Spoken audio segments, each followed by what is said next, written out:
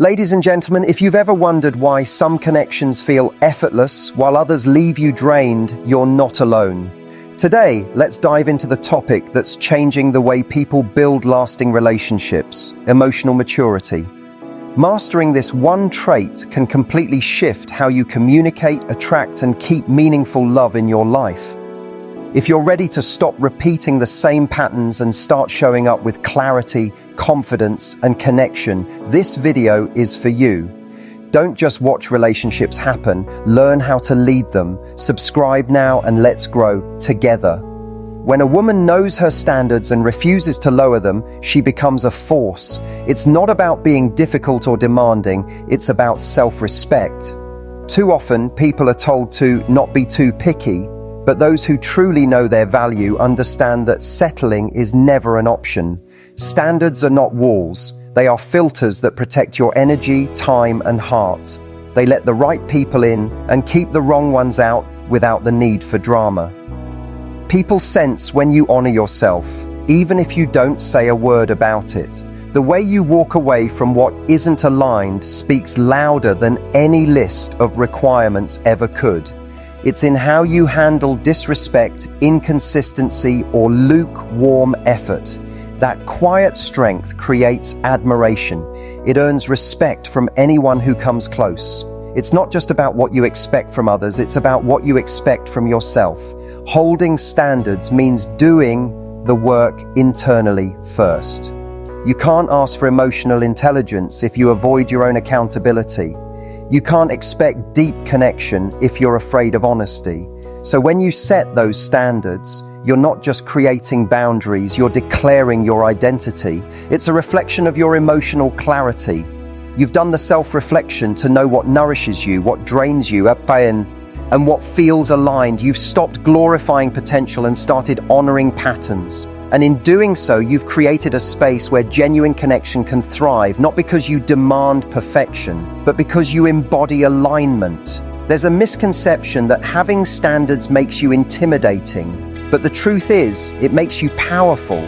The only people who are intimidated by self-worth are the ones who benefit from your doubt. When you stop over-explaining your boundaries or negotiating your non-negotiables, you become someone who moves with quiet certainty. You no longer seek permission to protect your peace. You've realized that saying no isn't rude, it's responsible. You don't ghost or manipulate to get your way. You simply choose not to engage where there is no reciprocity, and that energy is magnetic. It doesn't chase, it attracts. Not through performance, but through presence.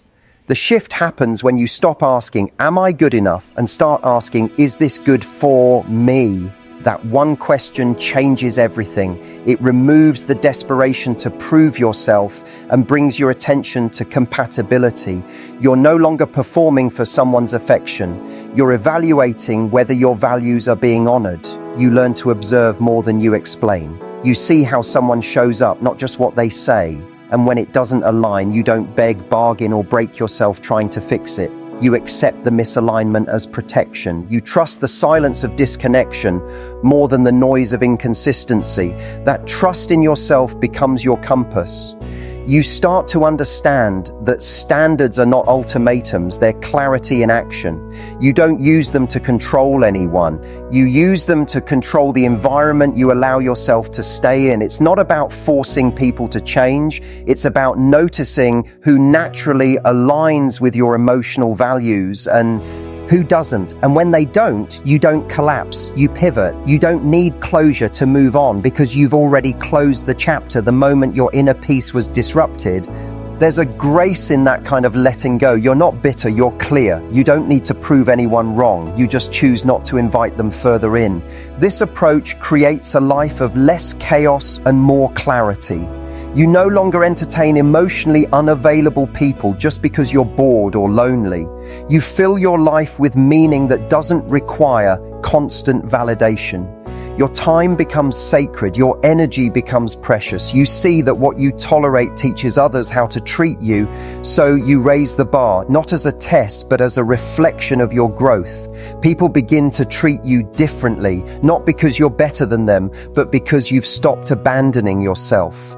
You're loyal to your peace now, and loyalty to yourself reshapes everything around you. Even in moments of doubt, you return to your standard like a lighthouse. You don't need to be perfect, you just need to stay honest. And honesty means admitting when something feels off, even if on paper it seems good enough. You don't gaslight yourself into settling. You don't shrink to fit into someone's comfort zone. You've learned that self-abandonment isn't love, it's a wound. And every time you choose to stay connected to your values, you heal that wound a little more. You replace confusion with conviction. You replace fear of loss with trust in redirection. And each decision from that place becomes a step toward emotional alignment. It's not that you don't feel the pull of wanting connection. You just no longer crave it more than you crave your own peace. You've made peace your home. And anything that tries to shake that foundation has no place in your world. That doesn't make you cold, it makes you grounded. It allows you to connect from a place of wholeness rather than need. And when you're whole, the love you attract is different. It's not born of urgency or fear, it's rooted in mutual respect. It's not about control, it's about choice. And when love becomes a choice, not a dependency, you are truly free. You also stop wasting time on things that don't grow you. You value depth, not just chemistry.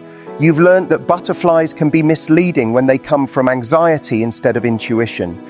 You wait for peace, not chaos disguised as passion. You don't get caught in the cycle of trying to be enough for someone who's not even sure of what they want. You already know who you are. You're not looking to be saved. You're building alongside someone who already sees your worth. And that only happens when your standards speak for you, before your emotions can mislead you. The most beautiful thing about honoring your standards is that you start to become a standard yourself. You embody integrity, confidence, and grace. You're not just demanding better, you're being better. You no longer chase potential, you respond to consistency.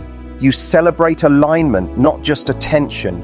And you carry yourself in a way that tells the world you're not afraid to be alone. Because alone no longer means lonely. It means free. Free to choose connection that uplifts, not depletes. Free to live without settling. Free to walk away, knowing that every no creates space for the right yes. Confidence is often mistaken for being loud, bold, or constantly asserting yourself. But true confidence moves in silence. It doesn't need to dominate a room to be felt. It simply exists. When you carry a quiet belief in your worth, people feel it without you having to declare it. You're not trying to impress anyone. You're grounded in who you are. That calm presence is powerful because it's rare. Most people are performing for approval, but you're not. You've stopped seeking validation and started trusting your own inner knowing. Your value isn't up for debate, and because of that, you don't need to convince anyone of it. You bring peace, not pressure, and peace is magnetic in a world addicted to chaos. You're not over-explaining your choices or defending your feelings anymore. There's power in simply stating what you need and letting it stand. Confidence means no longer arguing with people who misunderstand you. You know that clarity doesn't always require agreement. You've learned that not everyone will get you, and that's okay. You're not here to be everyone's cup of tea. You're here to be real. That authenticity is what sets you apart. When you walk into a room, you're not wondering who likes you. You're observing who aligns with you. You speak with intention, not just to fill silence. And because you don't chase approval, you command respect. People confuse effort with desperation, but you've learned the difference. Confidence is knowing when to give energy and when to withhold it. You don't need to be overly available to prove your interest. You show up with consistency, not anxiety. You're not playing games, but you also won't overextend just to earn attention. That balance creates safety. It lets others know they're valued, but it also reminds them you're whole without them. You don't make someone else your source of happiness. You invite them into a happiness you already cultivate. That's where calm confidence lives. Not in the need to prove your worth, but in the joy of simply being yourself. It's in your body language, the way you take up space without apology. You don't shrink when someone questions you. You don't fidget through silence. You meet someone's gaze with warmth and steadiness, not aggression or avoidance. You're comfortable in your skin because you've done the inner work to accept yourself fully. And that self-acceptance radiates outward. It says, I am enough as I am. There's no need for performance, pretense, or perfection. You're okay being seen as you are, and that vulnerability becomes your strength. It allows others to drop their walls too, because confidence doesn't compete, it invites connection. You've stopped letting fear run your conversations. You're not afraid to express what matters to you, but you don't do it from a place of insecurity. You've realized that people-pleasing is just fear in disguise. A fear of rejection, abandonment, or being too much. But now, you trust that the right connections won't require you to dilute your truth. You've practiced the art of silence, not the kind that withholds, but the kind that listens. You pause, you observe, you respond, not react. And in those small moments, you show just how centered you really are. You've become emotionally present, not performative. Even when emotions rise, you don't let them control you. You can feel deeply and still respond calmly. That balance is what real emotional maturity looks like. You've learned that your triggers are not your truth. So you don't lash out when something touches a wound. You reflect, then speak. That pause between feeling and response is where your power lives. It's where you reclaim your ability to choose. Not everything deserves a reaction. Not every misunderstanding requires correction. You know what's worth your energy and, more importantly, what's not. That calm discernment is what keeps your peace intact. You don't rush to fill silences or force connections anymore. You've made peace with the idea that some people will come and go, and your self-worth doesn't rise or fall with their presence. You're not trying to rush intimacy. You allow it to build naturally. That patience creates a safe space. You don't pressure others to show up for you, but you notice when they don't. You don't beg for consistency. You expect it. And when it's absent, you step back with grace, not resentment. Because confidence doesn't chase, it chooses. You know what you bring, and you won't beg anyone to recognize it. Your conversation ends are thoughtful. You listen without interrupting. You ask questions that go deeper than surface level. You're not trying to dominate, you're trying to connect. But you also don't overshare in hopes of being liked. You understand that vulnerability is powerful when shared with discernment. You share when it feels right, not when you feel desperate. And that intentionality builds trust. You're not trying to impress anyone with stories of your success or how chill you are. You show up as yourself, flaws, strength, softness, and all. That realness draws people in because it's rare to meet someone who doesn't wear a mask. Even in your quiet moments, you're still present. You don't feel the need to constantly perform to be liked. You're at peace with your own presence, and that peace fills the room. You're not trying to be high value, you're simply being you, and that's what makes you high value. You're not in competition with anyone else because you've carved your own lane. You celebrate other people's shine without dimming your own, and when someone compliments you, you receive it without deflecting. Because you've done the work to believe it. You've stopped tying your identity to how someone reacts to you. Your worth is steady, not situational. This kind of confidence doesn't come overnight. It comes from moments where you chose not to settle, where you walked away from people who didn't see your value, where you stayed true to your truth even when it meant being alone. You've built trust in yourself through choices that aligned with your integrity. And now that trust is your anchor. You're not trying to be perfect, you're trying to be honest. Honest with how you feel, what you want, and what you won't tolerate. And that honesty paired with calm energy becomes your superpower. You no longer need to shout to be heard. You speak and people listen. Emotional maturity is not about suppressing feelings. It's about understanding them. It's knowing that your emotions are valid but not always accurate, and choosing to respond rather than react. You don't explode over every trigger, nor do you pretend nothing bothers you. You observe your feelings, process them, and communicate clearly. This kind of balance creates safety, not only for yourself, but for anyone who interacts with you. It tells others that they can bring their full selves without fear of chaos or judgment. You become someone who can sit in discomfort without needing to fix, blame, or run. That steadiness is rare. It shows you've done the inner work to meet emotions with grace, not drama. You've learned to hold space for hard conversations. Instead of shutting down or attacking when you're hurt, you speak up with calm honesty. You can say, "This bothered me," without needing to scream it. You've stopped using silence as a weapon or words as knives. You listen with the intent to understand, not just to reply.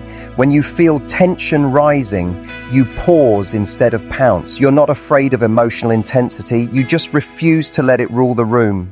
That level of awareness is powerful. It keeps relationships rooted even through conflict. Because it's not about avoiding problems, it's about how you handle them when they come. You've stopped demanding others fix what they didn't break. You take ownership of your healing, your triggers, your past. When something upsets you, you check in with yourself before lashing out. You ask, is this about now or something older? That self-awareness keeps you from turning relationships into emotional battlegrounds. You no longer see conflict as an enemy, but as a mirror. Every disagreement becomes a chance to grow, not win. And when you do mess up, which everyone does, you own it. You apologize without ego. You repair without defensiveness. That humility deepens connection because it shows real strength instead of needing constant reassurance. You self-regulate. You don't demand someone calm your fears. You do the internal work to meet those fears yourself. That doesn't mean you never seek support. It means you don't make your emotional stability someone else's responsibility. You know how to self-soothe. You know how to sit with discomfort without spiraling. That stability becomes a gift in relationships. You're not riding emotional roller coasters or dragging others along. You bring peace because you've found peace within. And in that steadiness, others can finally exhale. You're not perfect, but you're present. And presence is what makes relationships thrive. You've let go of the need to be right. Being emotionally mature means prioritizing understanding over winning. You don't twist conversations just to come out on top. You listen even when it's hard. You say, "Help me understand," instead of, "You always do this." You resist the urge to score points or bring up the past to prove your case. Because you've realized that intimacy matters more than pride. And in moments of disagreement, you lead with curiosity, not accusation. You've made peace with being wrong sometimes. That humility opens doors where ego used to slam them shut. It creates space for closeness, even in conflict. You've become someone who doesn't take everything personally. When someone is distant or stressed, you don't instantly assume it's about you. You've stopped interpreting every silence as rejection.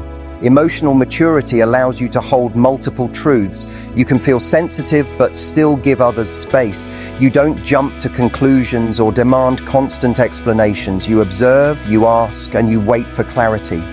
You've let go of the need to control other people's reactions or prove your worth in every moment. That trust, both in yourself and others, creates emotional room to breathe. It allows relationships to flow, not suffocate.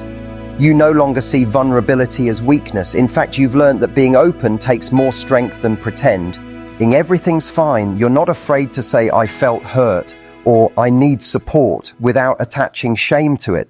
But you also know when vulnerability is earned, not just offered blindly. You choose who to share your heart with. That discernment keeps your emotional energy protected.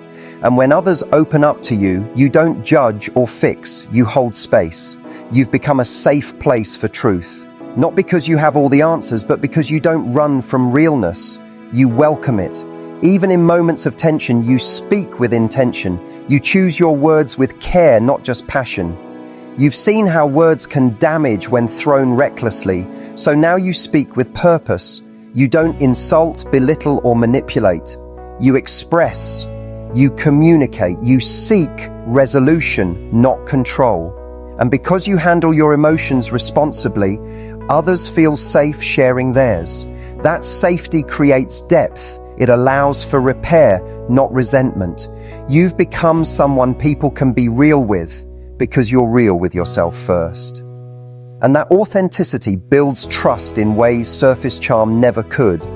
You understand that not every emotional reaction needs to be acted on. You've trained yourself to pause, to sit in the discomfort, feel it fully, and then choose your next step. That pause is everything. It separates impulse from intention. It allows you to speak from clarity, not chaos. You've learned that some emotions just need to pass, not be projected.